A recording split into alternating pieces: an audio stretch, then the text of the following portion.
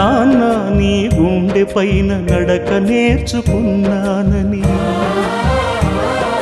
నీ చూపుడు వేలితో లోకాన్నే చూశానని, నాన్నను పూజిస్తే ఆది దేవుని కది అందునని, అమ్మకు బ్రహ్మకు మధ్యన నాన్నే ఒక నిచ్చెనని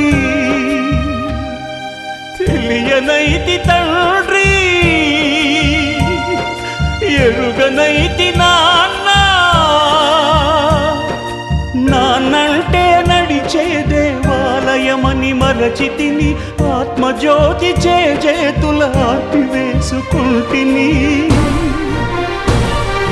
మరచిపోయి కూడా నన్ను మన్నించొద్దమ్మా,